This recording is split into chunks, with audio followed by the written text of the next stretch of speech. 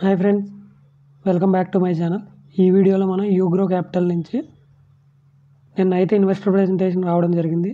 ఆ ఇన్వెస్టర్ ప్రెజెంటేషన్లో చాలా డీటెయిల్స్ ఉన్నాయి ఫ్రెండ్స్. వాళ్ళ గ్రోత్, ప్రాఫిట్, ఫ్యూచర్ ప్లాన్స్ ఇవన్నీ ఈ ఇన్వెస్టర్ ప్రెజెంటేషన్లో వాళ్ళు అయితే క్లియర్గా మెన్షన్ చేయడం జరిగింది. సో ఈ వీడియోలో అయితే మనం అవన్నీ డీటెయిల్గా డిస్కస్ చేసుకుందాం. వీడియోని అయితే కంప్లీట్గా చూడండి ఫ్రెండ్స్. ఈ వీడియోలో చాలా ఇంపార్టెంట్ ఇన్ఫర్మేషన్ అయితే తెలుస్తుంది మీకు. Ugro capital related complete future planning, profits ఇవన్నీ మీకు డీటెయిల్గా అయితే ఈ వీడియోలో కంప్లీట్గా ఇన్ఫర్మేషన్ అయితే వస్తుంది. ఈ కంపెనీ అయితే చూసుకున్నట్లయితే మనం ఎంఎస్ఎంఈలకి లోన్స్ ఇచ్చే కంపెనీగా అయితే మనం చెప్పుకోవచ్చు. ఇది వచ్చేసి Q3 ఫైనాన్షియల్ ఇయర్ 25 ప్రెజెంటేషన్ అనమాట, ఇన్వెస్టర్ ప్రెజెంటేషను. దీంట్లో డీటెయిల్గా మనం అయితే ఇప్పుడు చూసుకుందాం ఫ్రెండ్స్.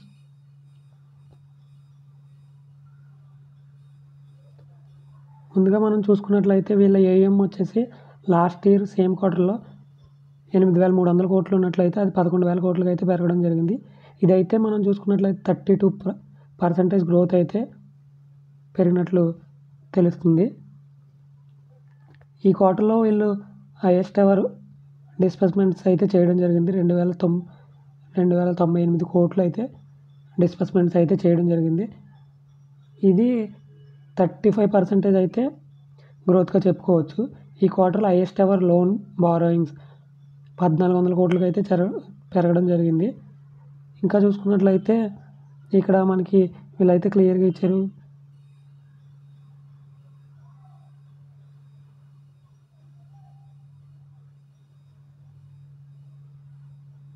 ఈ స్లైడ్ అయితే చూడండి ఫ్రెండ్స్. వీళ్ళ నెట్ ప్రాఫిట్ చూసుకున్నట్లయితే 103 కోట్లకి అయితే పెరగడం జరిగింది. లాస్ట్ 9 మంత్స్లో 103 కోట్లకి అయితే పెరగడం జరిగింది. అంటే ఈ ఫైనాన్షియల్ ఇయర్లో Q3లో 38 crores అయితే రావడం జరిగింది. అంటే ఇది 15% గ్రోత్గా వీళ్ళు అయితే చెప్తున్నారు. నెట్ ఇన్కమ్ చూసుకున్నట్లయితే 9 months నెట్ ఇన్కమ్ చూసుకున్నట్లయితే 583 crores అయితే ఉంది. ఈ Q3 చూసుకున్నట్లయితే 218 కోట్లు. ఇది 34% అయితే వీళ్ళు గ్రోత్కి అయితే చెప్పడం జరుగుతుంది. ROI చూసుకున్నట్లయితే 1.9% అయితే ఉంది. వీళ్ళ స్టడీగా గ్రో అవుతున్నారు ఫ్రెండ్స్. కంపెనీ అయితే చాలా మంచిగా పర్ఫామ్ చేస్తుంది. మంచి క్వార్టర్లీ రిజల్ట్స్ వచ్చాయి. ఇన్వెస్టర్ ప్రెజెంటేషన్ కూడా చాలా బాగుంది. వీళ్ళ గ్రోత్ కూడా చాలా స్టడీగా ఉంది. వీళ్ళు రీసెంట్గా కొన్ని కొత్త బ్రాంచెస్ కూడా ఓపెన్ చేశారు. వీళ్ళ బ్రాంచెస్ కౌంట్ కూడా మంచిగా అయితే పెరగడం జరుగుతుంది. లాస్ట్ ఇయర్ సేమ్ క్వార్టర్లో చూసుకున్నట్లయితే వీళ్ళది 81 బ్రాంచెస్ అయితే ఉన్నట్లయితే ఇప్పుడు అదే సేమ్ Q3 25కి వీళ్ళ టోటల్ నెంబర్ ఆఫ్ బ్రాంచెస్ 201కి అయితే పెరగడం జరిగింది. లాస్ట్ ఇయర్ సేమ్ క్వార్టర్లో 81 మాత్రమే ఉన్నాయి. అంటే ఇది 148% అయితే గ్రోత్గా వీళ్ళైతే చెప్తున్నారు. లాస్ట్ ఇయర్ సేమ్ క్వార్టర్లో వీళ్ళు 7 స్టేట్స్లో వీళ్ళ ఎక్స్పాండ్ అయి ఉంటే ఇప్పుడు అది 11 స్టేట్స్కి అయితే ఎక్స్పాండ్ అవ్వడం జరిగింది. ఇది 57% గ్రోత్గా అయితే చెప్తున్నారు.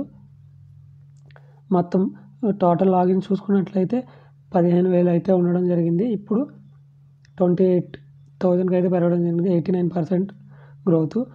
లోన్ డిస్బర్స్మెంట్స్ చూసుకున్నా కూడా వీళ్ళు 518 crores నుంచి 1,208 crores అయితే పెరగడం జరిగింది. ఏఎం కూడా 1,000 crores నుంచి 2,073 crores అయితే, అంటే విచ్ ఈజ్ 107% గ్రోత్ అయితే వీళ్ళైతే చెప్తున్నారు. వీళ్ళు ఫ్యూచర్ ప్లాన్స్ కూడా ఏమని చెప్తున్నారంటే వీళ్ళు ఫైనాన్షియల్ ఇయర్ స్టార్టింగ్ 2026 నాటికి కొత్తగా 400 బ్రాంచెస్ అయితే వీళ్ళు ఓపెన్ చేయాలని అనుకున్నట్టు వీళ్ళైతే చెప్తున్నారు. అది చూసుకున్నట్లయితే చాలా మంచి గ్రోత్ ఫ్రెండ్స్. ఇప్పుడైతే 200 బ్రాంచెస్ ఉన్నాయి. దాన్ని వీళ్ళు 400 బ్రాంచెస్కి అయితే పెంచడాన్ని చూస్తున్నారు. ఇదైతే చాలా మంచి గ్రోత్గా మనం చెప్పుకోవచ్చు. అండ్ వీళ్ళు ఇంకో 2 నుంచి 3 స్టేట్స్ కూడా ఎక్స్పాండ్ అవ్వాలని అనుకున్నట్టు కూడా వీళ్ళైతే చెప్తున్నారు. వీళ్ళు కో-లెండింగ్ బిజినెస్ కూడా మంచిగా అయితే పెరుగుతుంది. దాన్ని కూడా మనం అయితే చూసుకుందాం ఫ్రెండ్స్.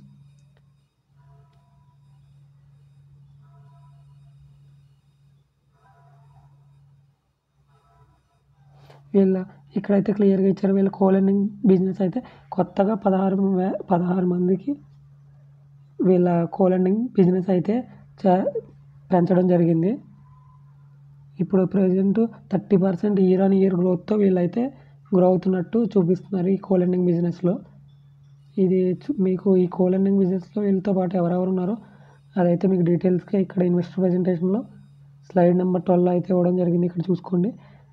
కో-లెండింగ్ బిజినెస్లో వీళ్ళు ఎవరెవరితో పార్ట్నర్షిప్స్ అయితే పెట్టుకున్నారో ఇక్కడైతే 9 బ్యాంక్స్ అండ్ 7 ఎన్బిఎఫ్తో టోటల్ 16 మెంబర్స్తో అయితే వీళ్ళు కో-లెండింగ్ బిజినెస్లో అయితే ఉండడం జరిగింది. అండ్ ఇంకా వీళ్ళ కలెక్షన్ ఎఫిషియన్సీ అది కూడా ఎట్లా ఉందో చూసుకోవాలి. ఎందుకంటే వీళ్ళ కలెక్షన్ మంచిగా ఉన్నట్లయితే వీళ్ళకి గ్రోత్ అనేది ఫ్యూచర్లో ఇంకా బాగుంటుంది. అది కూడా చూద్దాం ఫ్రెండ్స్ మనం. అది కూడా డీటెయిల్గా అయితే ఇవ్వడం జరిగింది.